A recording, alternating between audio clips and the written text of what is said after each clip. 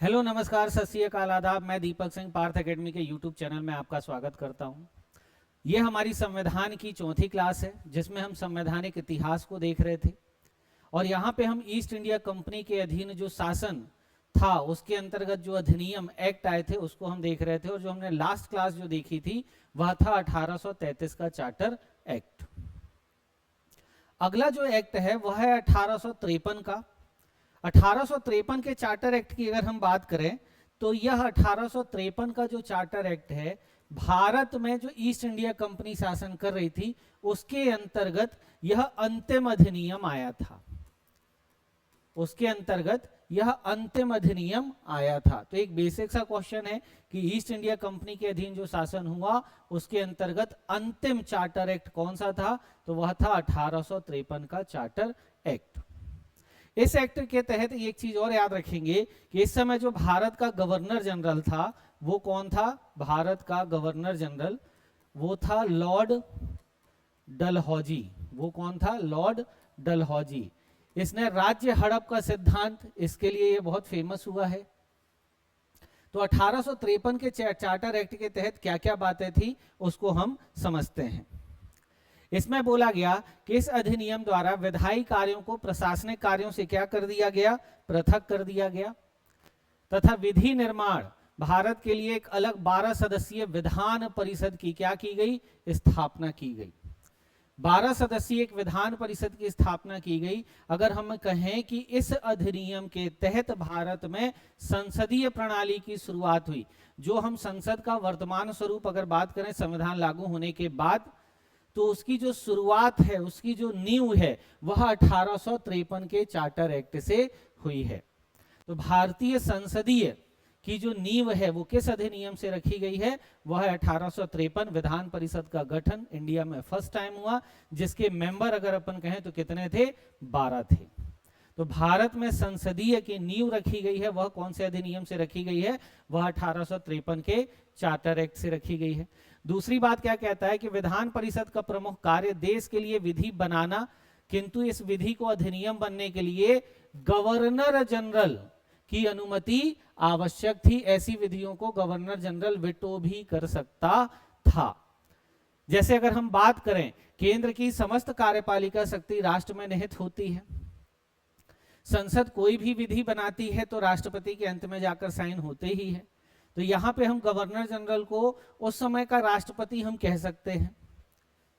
और राष्ट्रपति की भी वेटो पावर्स हैं। अगर हम बात करें वर्तमान संविधान में भी राष्ट्रपति की जो वेटो पावर है वो आर्टिकल 111 के तहत है, जिसके तहत 3 वेटो है। जिसके तहत कितने वेटो हैं?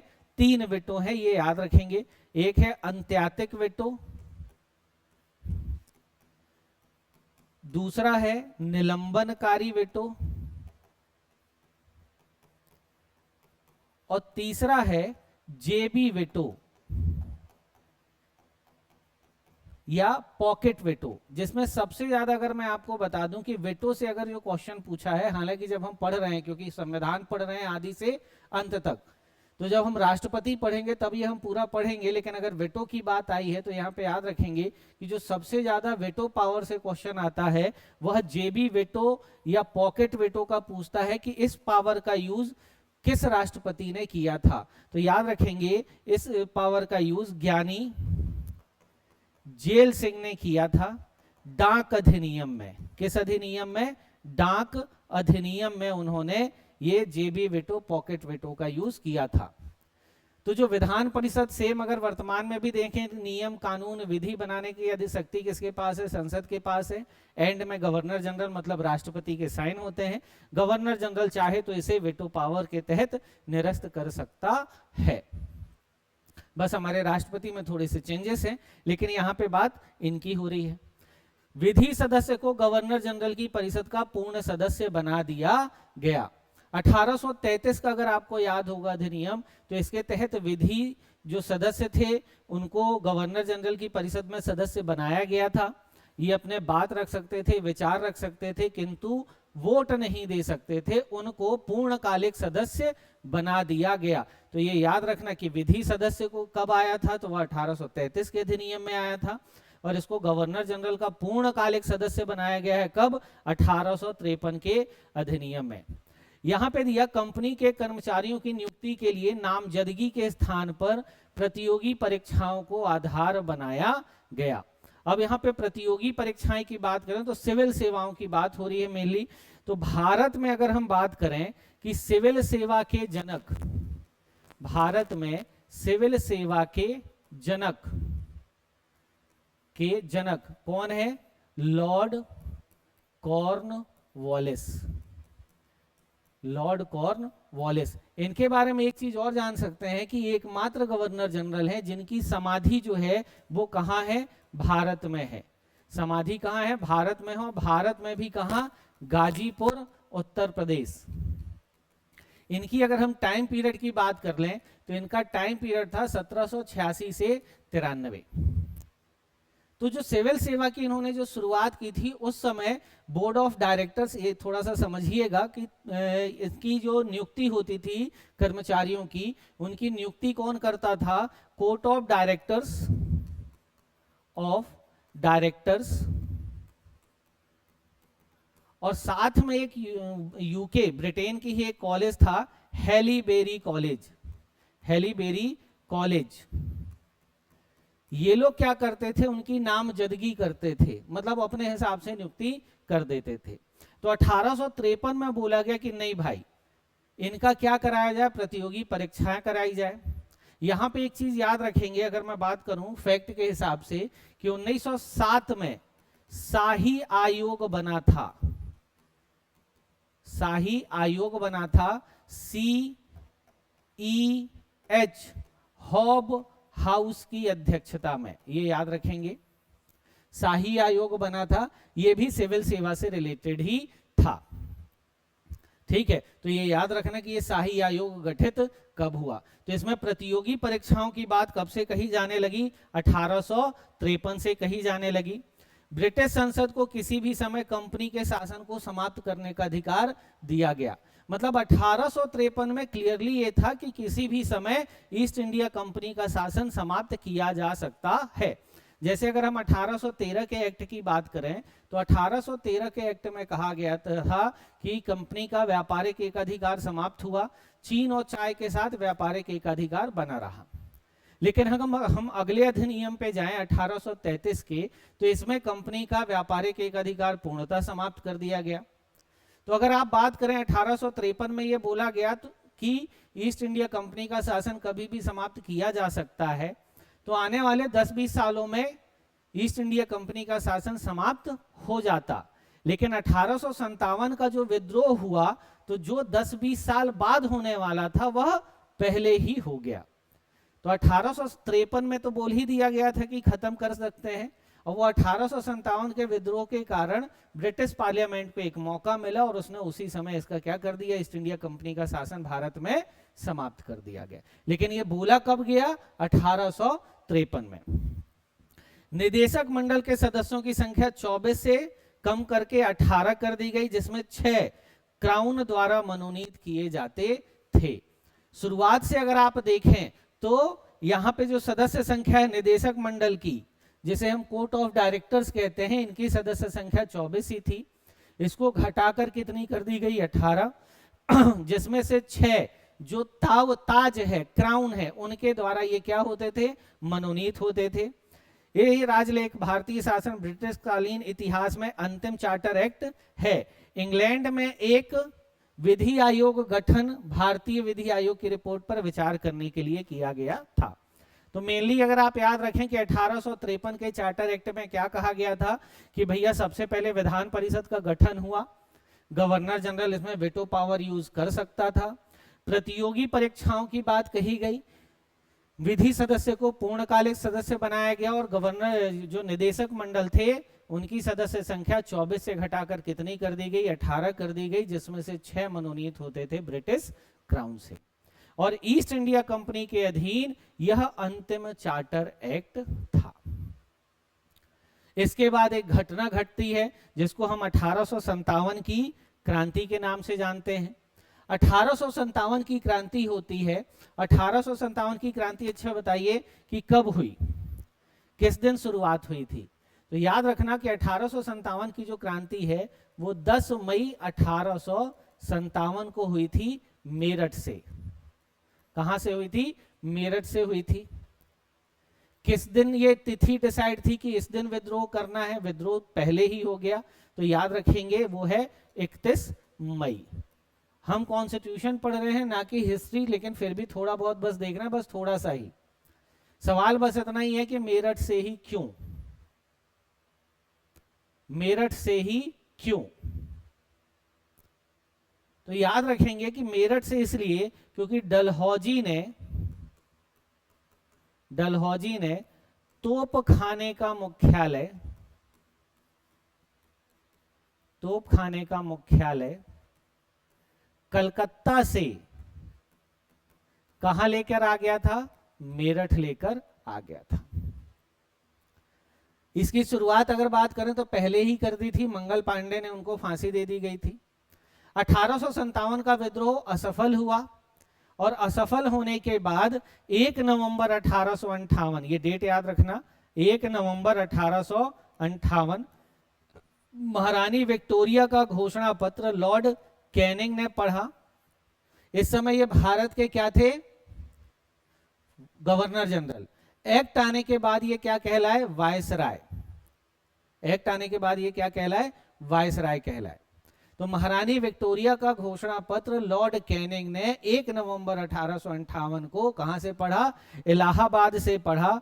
और इसी दिन इस घोषणा पत्र के तहत बोला गया कि भारत में अब ईस्ट इंडिया कंपनी का शासन समाप्त होता है और ब्रिटिश क्राउन के अधीन शासन किया गया।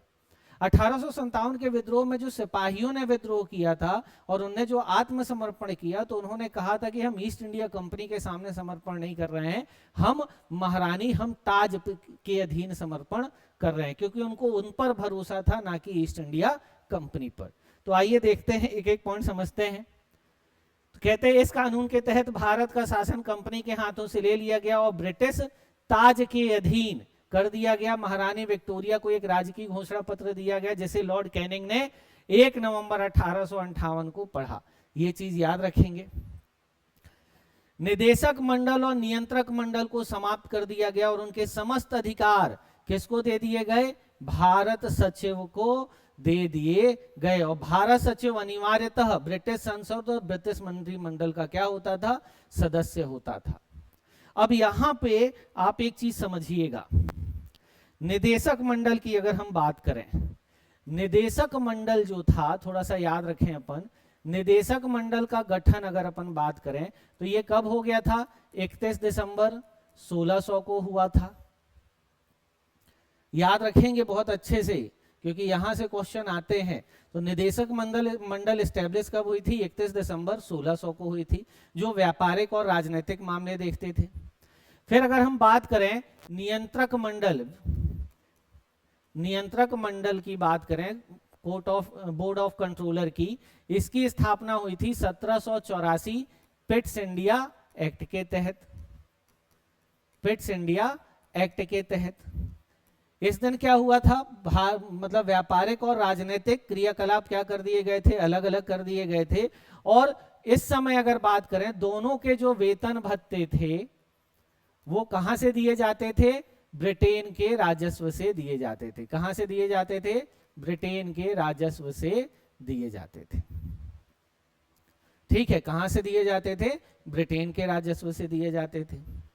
अब क्या हुआ कि 1793 का चार्टर एक्ट, 1793 का जो चार्टर एक्ट था, यहां पे ये याद रखना कि इस एक्ट के तहत निदेशक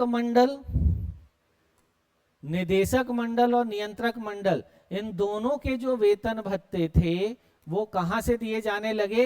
भारत के राजस्व से दिए जाने लगे।